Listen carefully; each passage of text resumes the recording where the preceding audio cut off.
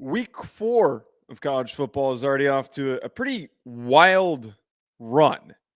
We've got the early games, we've got the midday games are pretty much wrapped up. Right now, we've got Texas A&M, Arkansas playing out, and I'm going to provide a reaction to that likely sometime tomorrow. But wanted to hop on and give our thoughts and reactions to the games that have already been played, particularly the shootout that we had between Clemson and Wake Forest, and then also the craziness that happened with Tennessee and Florida.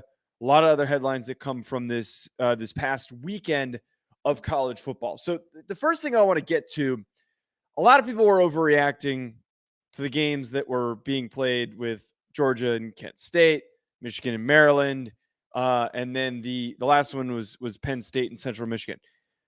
Good teams are allowed to have bad weeks. That's the simple way of putting it. Georgia especially is allowed to have a weak performance. Like, they're far and away the best team in the country, and they only beat Kent State by like a few scores or so. There's nothing to be concerned there. Like, Stetson Bennett had a come back down to earth moment. Didn't play as good as we've seen him play, threw an interception.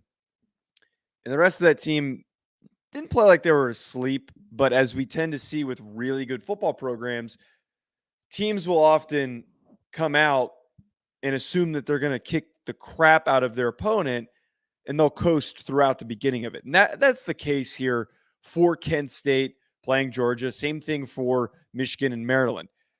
It felt as though for the Michigan game that J.J. McCarthy's still getting into a bit of a rhythm as the starting quarterback for Michigan. Blake Corum, man, is really freaking good. And I would argue that Blake Corum is slowly building up a resume to maybe be a Heisman Trophy winner or at least a Heisman finalist. A 200-yard rushing game with multiple touchdowns is something that you need to have in order to be in that consideration. And we remember last year that Kenneth Walker at the end of the season was one of the finalists, and he had multiple of those games. Michigan's offensive line didn't really lose that many guys. It's a strong unit.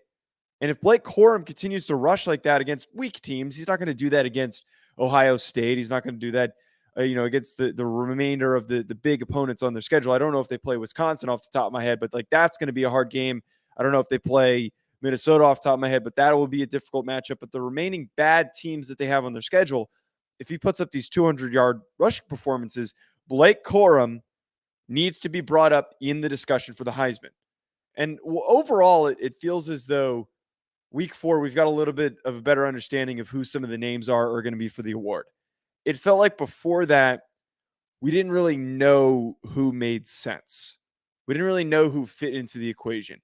And I can tell you right now, the 3 guys that are off the top of my head, and I'll throw in a 4th bonus one, that are trending in that direction.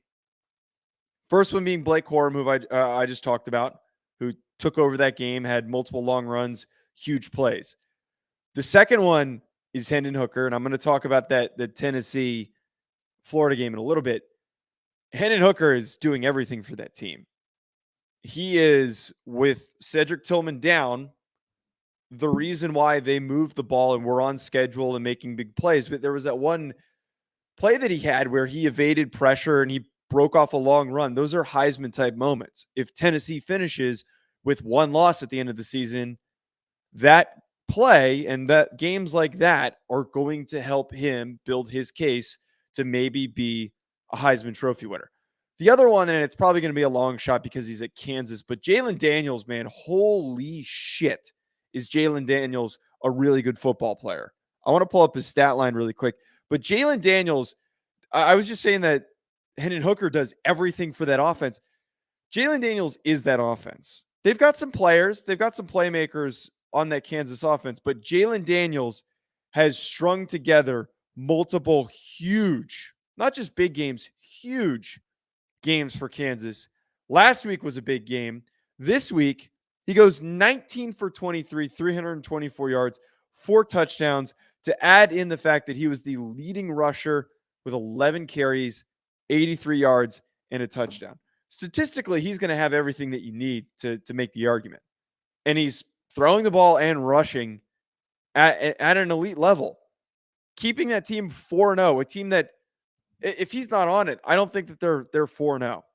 He deserves to be in the conversation. And then the other thing too, the last guy that's kind of like a fourth option, I don't think this one's as likely because Clemson is going to likely lose at some point. Is Will Shipley deserves to at least be discussed. He had a really good game against Wake Forest. He rushed for over 100 yards. He rushed for a touchdown. And in that game, or there was like a stat that popped up that he's had 7 straight games with a rushing touchdown. So, that alone, that this guy's on this string of games where he has had big performances and is the main reason that they stay in football games. DJ Uiagalelei is not the reason why they stayed in that game. He was the reason almost why they lost because of some of the missed throws that he had. But Will Shipley made important plays and was getting a lot of touches and was picking up big chunk yards where he needed to. And he kept them in a position to win that football game, which they ended up coming out and doing. So just to reiterate, and kind of, I got a little sidetracked with talking about the Heisman talk, but to reiterate, the good teams that played bad against bad opponents, there's no need to overreact. There is nobody that is a fraud amongst Georgia, Michigan, and Penn State. Those guys aren't frauds. They're still feeling themselves out. I have confidence, especially for the Michigan case, that J.J. McCarthy is going to get in a more comfortable rhythm.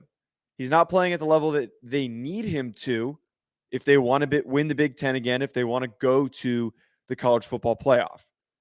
He needs to get into a more consistent rhythm and putting that offense in a position to succeed. I'm curious what his stat line was from the game, but it felt like a lot of the reasons why they were having offensive problems was not because of him, but he just wasn't doing enough to push them ahead. They still scored 34 points, which is a really big deal, but need a little bit more from J.J. McCarthy. Now, the Clemson Wake Forest game provides us with really interesting circumstance because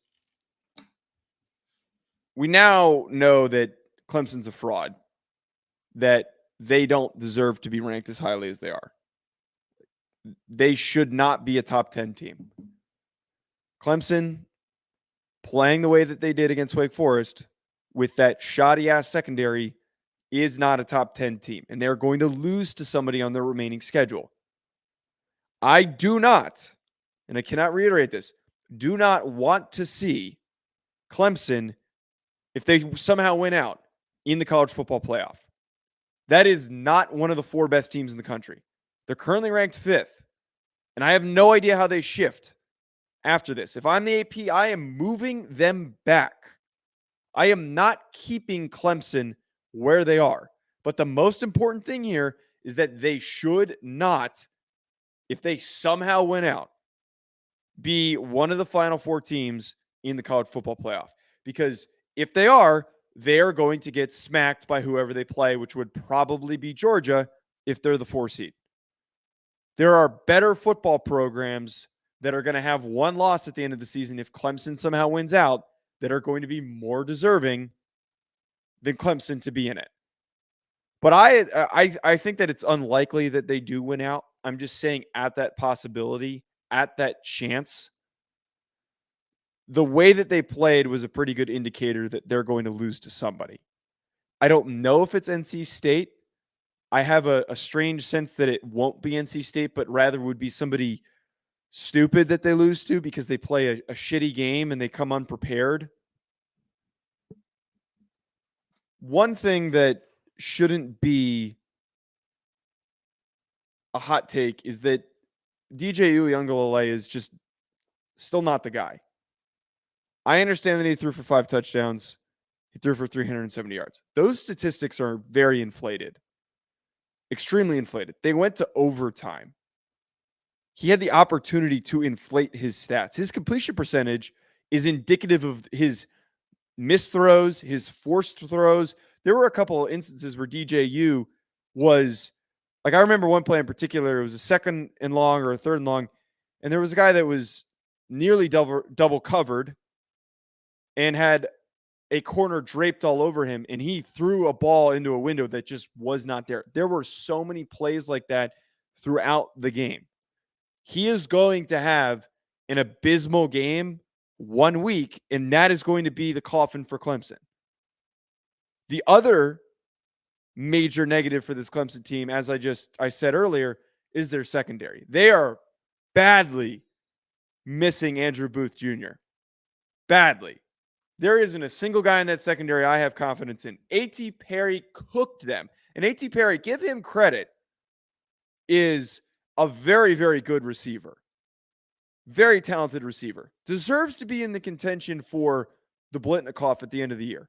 Needs to be. Not deserves. Needs to be in the contention for the Blitnikoff, pending him finishing the season. He's that freaking good. And he showed up in a game where he needed to show up and carry his team. I know that Sam Hartman, it's a big deal that he threw for 6 touchdowns, but a lot of big plays made by A.T. Perry set them up for success. I know he wasn't the leading receiver in this game, but he has been a big, big reason why Wake Forest has been as highly competitive as they have been. The other game I want to get to, I talked a little bit about Jalen Daniels and his performance, and there's not a lot to take away from beating Duke, because I think that Mike Elko led Duke team, they're decent. They're a decent ACC team. They're better than they usually are. Kind of like how good they were when Daniel Jones was there. It's still impressive that Kansas is 4-0. And that Kansas team has so much speed on it, so much explosiveness. They're a decent defensive team, and I think that they played good enough to win defensively. But there are so many different guys that we saw make huge chunk plays for Kansas that set them up for success. Obviously, Jalen Daniels, like I was talking about, is the cog that's moving this offense forward, is the focal point of this offense. But he has the opportunity to feed the ball to a lot of different guys, hand the ball off. That is just a very fast, explosive offense that I think has the capability to maybe surprise or shock one of the other teams that we're used to considering to be the top dogs in the Big 12. Hell, I would throw this out there. After the way that Texas played against Texas Tech, that Kansas is good enough to beat Texas. Like that shouldn't be a hot take. They played like shit. Texas played like crap. And I'm upset a little bit because I bet on Texas and I thought that they were going to cover, which was, I'm a clown for taking that bet. But Kansas is good enough, if they keep playing the way that they are good enough to beat a team like Texas. I don't know about Oklahoma, and I'm curious to see how Oklahoma does against Kansas State tonight. But they're definitely good enough to beat Texas, who's supposed to be back, who was back until they lost against Texas Tech, which is just so goddamn frustrating that Texas can't get their shit together. That I don't really, but just to cruise past that game, I don't have any thoughts on that. You're in a really difficult circumstance that Hudson Card is your quarterback and that Quinn. I thought somebody told me all my coworkers are tapped in and have sources with the Texas guys and stuff like that. And they were saying that Quinn Ewers is supposed to play, or he was going to at least be dressed. Clearly didn't play. They need him back desperately. You're obviously hampered by Hudson Card, and Hudson Card is not going to be able to do a whole lot. He is not Quinn Ewers. Bijan had a really good game, a bunch of really good runs. It's problematic that you can't hold a lead. Texas Tech doesn't have dick going for them on offense. They don't have anything going for them on offense to give up multiple touchdowns in the end of the game to let them back into it. That's a problem. That's like that's why I'm out on Texas. Why I don't even want to waste my time talking about Texas, is that they had an opportunity. They were clearly manhandling Texas Tech for the first 2.5 quarters, and then they just slowly let them crawl back into it. They looked soft for the remaining quarter and a half of that game. So I'm done with Texas. Their season's not worth talking about. I guess this is like another bounce back year. They can finish with 2 losses, but they're not going to be one of the teams obviously competing for the college football playoff. I know it's, they can still win the Big 12 and all that crap, but I would argue it's an uphill battle. If your defense cannot hold and maintain a lead against Texas Tech, I'm worried to see how they play against Oklahoma. Oklahoma, I want to see how they're doing against Kansas State, has looked very explosive. Very, very explosive, being led by Dillon Gabriel.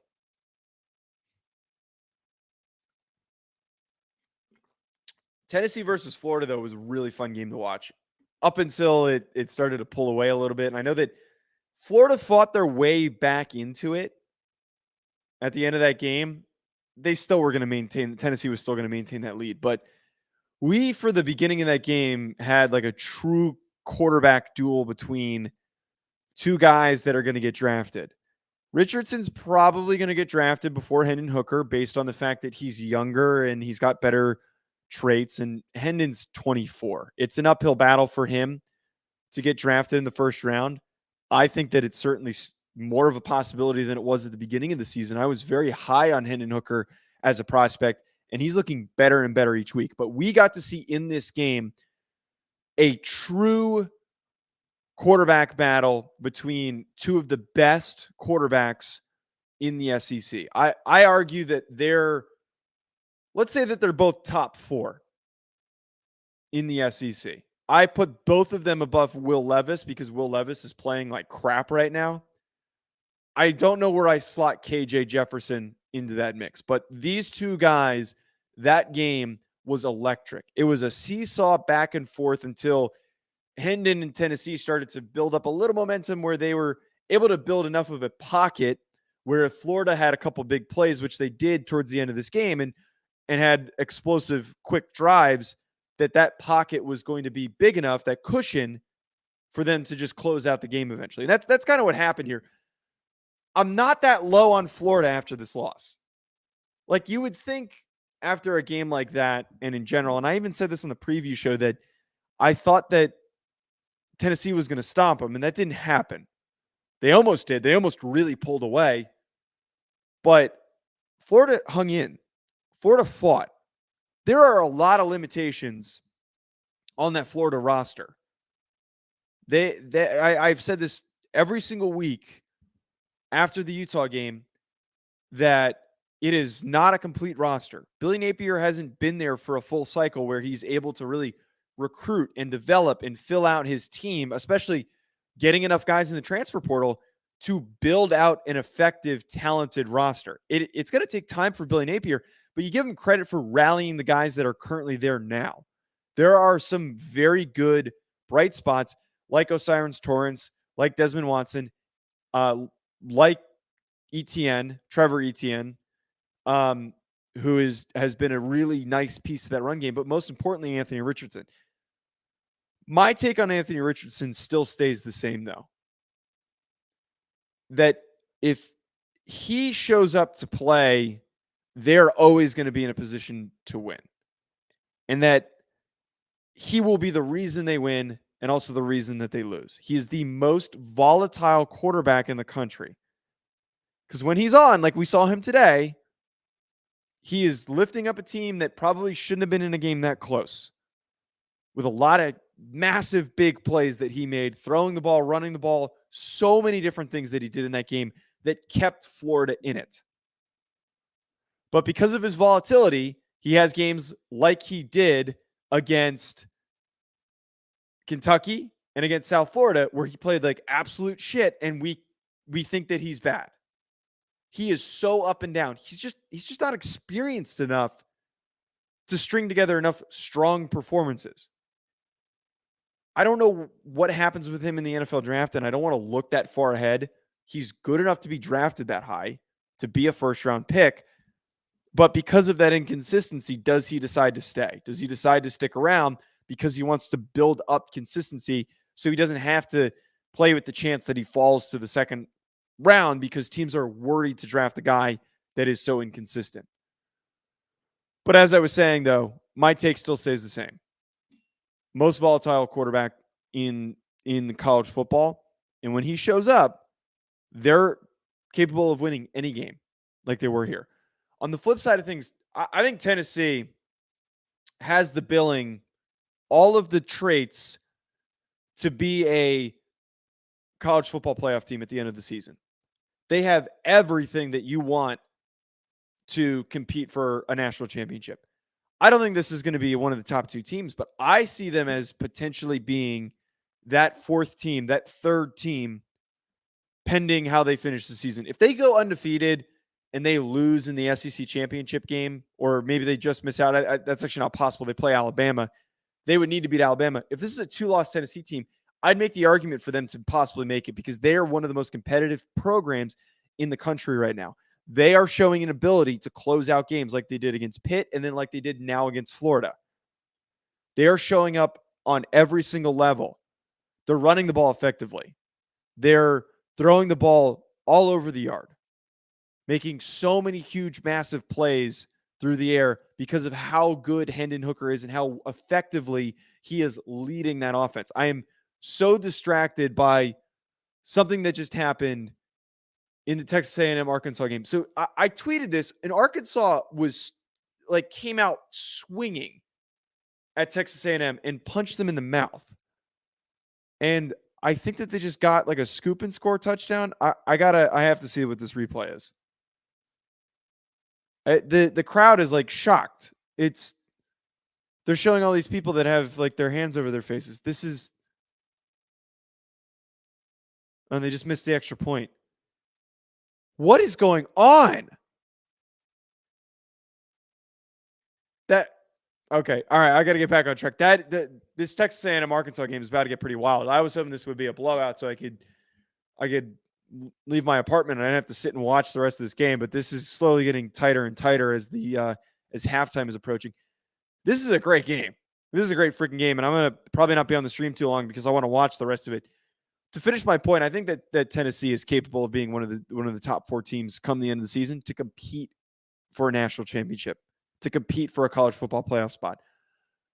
I talked about how good they are offensively. Defensively, I know that they gave up 33 points, and what else did they give up statistically? They also gave up 453 yards to Anthony Richardson through the air, 2 touchdowns. They did have the interception, 141 rush yards. Not their best defensive day, but statistically speaking, they do get after the quarterback. They do make plays in the backfield. I think that this is just a one-off game where they're going up against a freak of nature in Anthony Richardson, and you can only do so much to slow him down. In other games, they have what you need. Even if you have a bad game and you give up a lot of yards, they have the playmakers on defense to make stops in key moments like they did in this game against Florida. And if it comes down to another close game at the end of the season, I have faith that they're capable of doing it. Now, I don't know if they're able to beat Alabama. I think if Alabama figures out their woes by then, it'll be a different story. But I still, from what we've seen so far, Tennessee has proven to me that they deserve to be in the conversation. They're one of the few teams, because there's so much obscurity right now going on with these teams that we don't really know who's the top team, that Tennessee is one of the few that has actually shown and proven their capabilities. I want to talk about really quick. Holy shit, Oregon came back?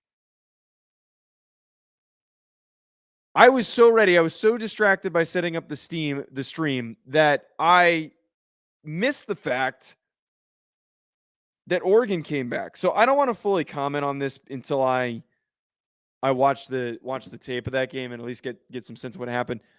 Props to Oregon for coming back in that game. Holy crap. One other thing that I want to get to, there's 2 other games I want to get to. So I want to talk about Notre Dame, and then I want to talk about Miami really quick. So Miami, I said this last week. I've been saying it a little bit over the offseason, and last week was the first early proof when Miami lost to Texas A&M. Miami's not good. Miami's not back, and they shouldn't have been ranked at the start of the season. And the biggest crime that was made ahead of the season was hyping up Tyler Van Dyke, who played like ass against Middle Tennessee. Middle Tennessee got smoked by JMU. Miami sucks. Miami is not a good football program right now. I also don't even know that Mario Cristobal has proven enough at what he did at Oregon to know that he's going to rally that team. But I am always going to come in here and scream into the microphone. If you freaking lose to group of 5 teams, not just group of 5 teams, bad group of 5 teams. Middle Tennessee sucks. They got smoked by JMU. If you lose games like that, you are not leading your team and preparing your team and setting them up for success. There is cause for concern if things like this are happening against bad teams. But on a separate note, I have to emphasize this again. They need a different direction at quarterback. I don't know who it is on that roster. I don't know if Garcia, who they turn to, Jake Garcia, who is a 4-star recruit, they might need to do that. Tyler Van Dyke has never been good. He had a couple statistically good games last year, and everyone freaked out. Everyone started going nuts over him and saying that this guy was going to be a Heisman contender this year. He was going to be a first-round draft pick.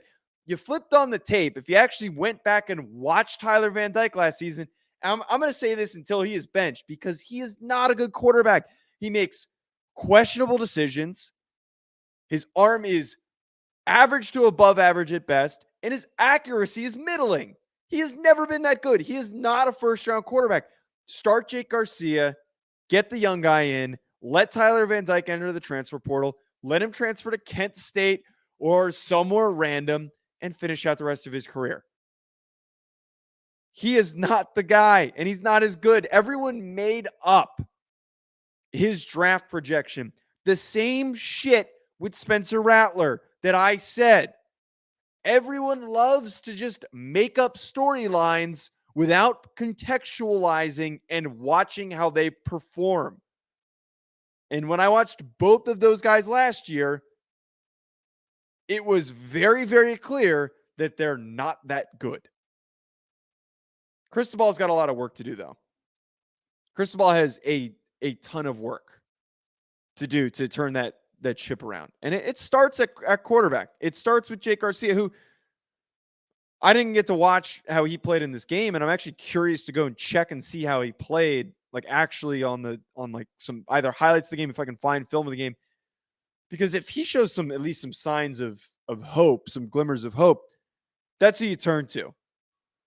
I'm not saying that the season's a wash, but when you lose to Middle Tennessee, it seriously derails the progress of your season. You're now in a position where you need to start looking towards next year. I know that I overreact a shit ton on this show, I don't think I overreact. I think a lot of people say that I overreact, but it's not the case. This team is going to lose a lot of games. You keep Tyler Van Dyke out there, and he's going to lead to more and more problems, more offensive woes, more stalled offensive drives. You need to switch to Garcia because that shit's over with. Van Dyke's a sophomore too, which is just, I think he's a redshirt sophomore. Garcia's a freshman, so I think you got to start Jake Garcia at that point. The last game that I begrudgingly will talk about. Notre Dame versus North Carolina. So Notre Dame actually played a really good game. And I always say on these streams and all my shows that I do, I will always admit where I'm wrong. I will always come on here and admit when I'm wrong. I am not admitting that I am fully wrong on Marcus Freeman. I think that there is still a lot more to be proven by Marcus Freeman, but he did prepare his team for a matchup that could have gone very haphazardly. They could have gotten out of there in embarrassing fashion. They could have gotten completely embarrassed. Instead, they rally, they win a closer game than it should have been because they were killing them at one point. It was like a 3-score game at one point. The one thing that I don't want to give full credit to Marcus Freeman for and I'm going to say this. I say this every show, and I overuse the word context. I always am going to overuse the word context because oftentimes in the media and in fandoms, whatever it is, for radio hosts, podcast hosts, people that write for blogs, a lot of times people just look at the box scores and make their assertions, their assessments that way. We need to acknowledge what went into this game. You need context to properly build out what happened in this game and why Notre Dame put up so many points out of nowhere. Did Tommy Rees suddenly figure it out? Maybe a little bit. This offense is not fixed. We need to remember that North Carolina's defense was horrible for this beginning stretch of the season. They were terrible. They were embarrassingly bad with the amount of points that they gave up to the beginning start of their schedule. Florida A&M being one of them, and App State being the other one that they almost lost to. They were getting cooked and burnt by everybody. So when I had this game on I had main TV, I had on my laptop, split screen of 2 games. I wasn't really paying attention to this one because I was too pissed off at Texas losing. But I would look over, and I started watching more and more of these drives because it was closer, and then they started to pull away. They were able to just have open rushing lanes, which then set up and opened up Drew Pine to have an easier time throwing the football. So, of course, they look better. Of course, they're able to score a ton of points going up against a horrible defense, an absolutely terrible defense. So, I am admitting I got a little ahead of myself on the Marcus Freeman stuff, but I'm still not convinced.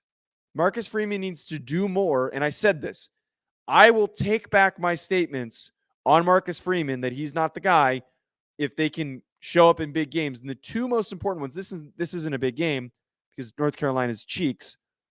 The 2 most important ones are Clemson and USC. If they show up and they fight hard in those games, I'm willing to take back my statement that they need to move on from him at some point. But I am not willing to give him full credit for this. This is the circumstance of North Carolina's offense taking a little bit to get going. Notre Dame's defense shows up like it kind of has so far. And Notre Dame benefiting from the fact that North Carolina's defense is a bunch of traffic cones, and they were just gashing them every single play. That's why they scored 45 points, because Audric Estime was running through everybody. And Tyree also rushed for over 5 yards a clip, along with Logan Diggs. They had 3 guys go over 50 yards and average over 5 yards a clip. That only happens when you're facing a bad defense. They were set up in a circumstance that was able to I would have been more worried if they didn't do this, if they didn't put up this many points. I just thought that North Carolina was going to be more competent offensively and that this was going to be a little, not more of a shootout, but North Carolina capable of putting up more points to win this game. This Arkansas Texas A&M game is about to go to halftime. I'm going to wrap the stream here. I'm going to be doing a full recap. I'm going to try and get Sean's dumbass on here when I do it. If you're listening on the replay, which I think most people are, hit that subscribe button, drop a comment below. We did get somebody talking about Sac State. I forget who they freaking beat. Wait, I want to pull this up before I hop off. I got to give credit to my boys. Fordham did a number on Ohio, which is hilarious. Where is Sac State? Oh, Fordham lost to Ohio. Where is Sacramento State? 41-10 against Colorado State. Holy shit. Sac State's legit. Colorado State's a joke. All right, folks. Thanks for tuning in. Drop a comment, like, subscribe. You know the drill.